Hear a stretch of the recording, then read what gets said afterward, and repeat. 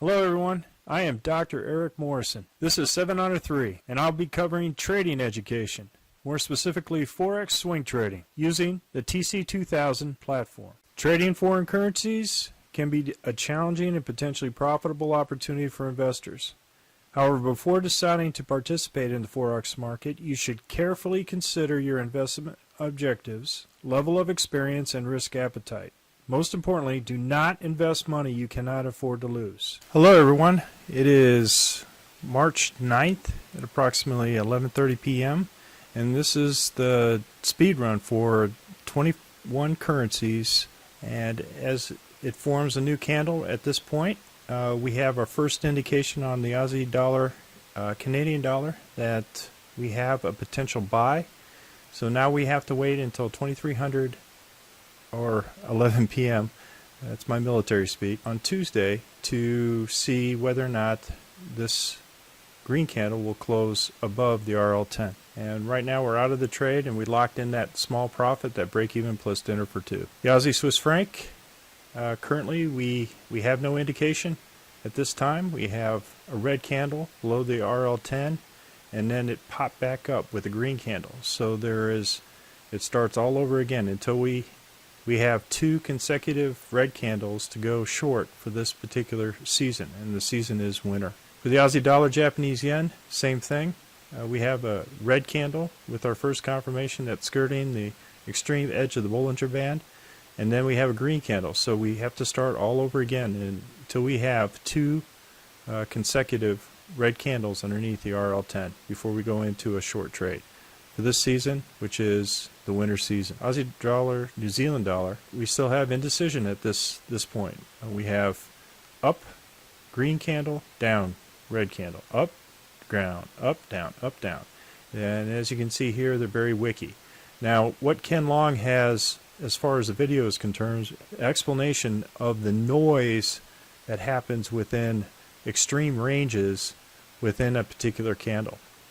So when they form large haramis here, this isn't a harami per se because it has a more small body here, but these wicks, when I say wicky, this just means these long wicks here that go up and down, and it shows a lot of indecision at this point. Like I said, I want to make sure before we start trading this that this currency pair actually starts going into a particular trend. And right now you can see it's kind of bunched up along this price line, and it's trying to determine where it wants to go. Now we do have, if we have two red candles in this case, we could go short, but with this consolidation area, it is a very high risk trade. So we are in the fall season, and I'm going to go ahead and continue to wait until there is an actual trend formation. Aussie dollar, US dollar, a break-in plus dinner for two, and as you can see, it's underneath the RL10, and we have a green candle formation, and so we have to wait for another two sets of red candles before we go into another short. And right now it's in the spring, so we should be looking north of the RL10 before we consider a trade, because that's what the general trend is going. The Canadian dollar, Swiss franc are going to go ahead and move our stop down to the belly of the dragon, and as you can see here, we're locking in more and more profit. It hit this extreme edge of the Bollinger Band, bounced up a little bit with a green candle. It's still south of the RL10, which shows weakness, and now we got to see where this candle is going to form at 11 o'clock p.m. tomorrow. And so right now we're just locking in more profit day by day. Canadian dollar, Japanese yen, same thing.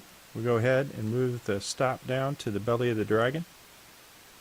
Again, locking in that profit. We're riding the edge of the extreme edge of the Bollinger Band. This candle formed, green candle formed south of the RL10, so we're still in winter. We're waiting for a continuation on the short side. Swiss franc, Japanese yen, still shows kind of wickiness, and then we have here the 200 moving day average where it bounced up. The two red candles here at this point, we got no confirmation of a particular short, so we have to start all over again.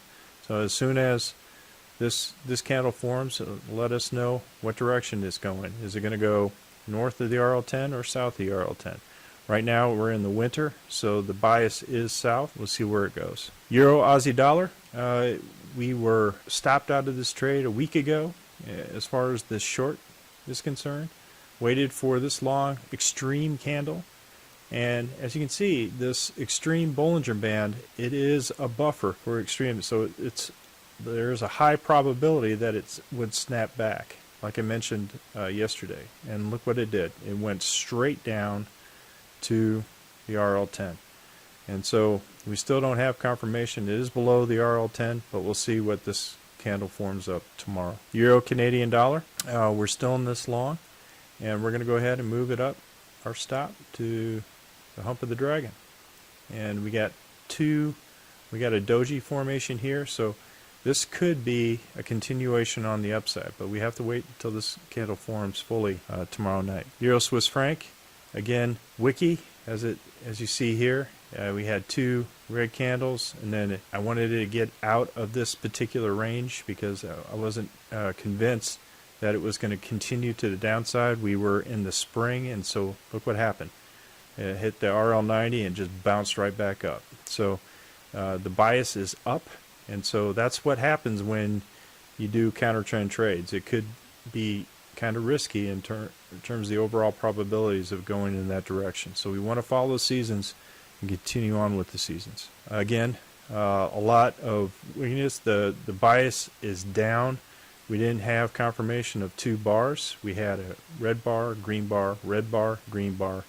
And so there was no short entry at this point. And you see what it did. It bounced back up over the RL10. And we're still in the winter season. Euro New Zealand dollar. We went ahead and locked in. We had a short at this point, and we locked in that loss. And look what happened. It protected us against this extreme surge that went all the way up with the Saudi and the Russian oil war, plus the coronavirus, and they came crashing back down. This is a formation of extreme candles that the market's trying to balance out and figure out where we're going to go. But we have one candle below the RL10. We have to understand, though, we're still in the summer phase, so the bias is up. So we may not want to take a counter trend trade with something like this. The Euro USD, again, we're still in the trade. We move it up, our stop, to the hump of the dragon. New Zealand CAD, this was a buy at this point, and then we had the protection of the break even plus dinner for two. It is still moving up, but this extreme range with that volatility happened and stopped us out. So we have to wait for our next setup, which is two green bars above the RL10. All right, what we have here in New Zealand Swiss franc, one bar below the RL10, then went right back up. So we got to wait for it again, because currently we're in the winter, and if it does transition entering the spring, we will change our bias to the upside. But until then, right now, we have to wait until this candle forms. Zealand Japanese yen, we have our short, and we're still in this particular trade. We were following the RL30. As you can see here, it bounced back up above the RL10. So you can keep it here or put it up at the PSAR to give it a little breathing room to go back down, or you can keep it at the RL30. It's totally up to you. But in this trade, we're trying to protect our profit. So with it being so close to the RL30, I might just lock this in. So I'm going to go ahead with the RL30 at this point, because I like locking in that profit. But if it just decides to kind of go up and then go back down, we're still in the winter season. So the bias is on our side. But we may get stopped out at this point. But it's your choice between the PSAR or the RL30. Zealand US dollar. Now we had that small break even plus dinner for two, and as you can see, it bounced right back up to the RL10, and now we got to find out where this formation is. But we don't have a bias either way at this. When it rides the border like this of the RL10, we don't have a significant direction. We do have a bias. In this case, spring, so that means the upside, but we need two green candles above the RL10 before we confirm to a long. US dollar, Canadian dollar, we're still in this trade, and so we move this up to the hump of the dragon. And what you have here is a harami, and to continue movement at the RL10. So we lock in that profit with the season, which is the summer. US dollar, Swiss franc, we are in this trade. This is a short, and we go ahead and lock it in at the belly of the dragon. We have 2 green candles above the RL10, so this could be a counter trend trade, but our bias is to the downside, and with everything that is going on at this point, go ahead and lock in at the belly of the dragon. I'd be comfortable with that. And we're still in the winter season. US dollar, Japanese yen, bounce down here below the RL10, and bounce back up. And right now we're at above the RL10. We're still in this trade, so I'm going to move the stop down to the belly of the dragon. So that's the speed run, everyone, and happy trading. Well, if you like this video, go ahead and hit the like button below and the subscribe button. And if you want more information on TC2000, I have an affiliate link below. If you open up a TC2000 account, you will receive a $25 discount using that link. Thank you for your time.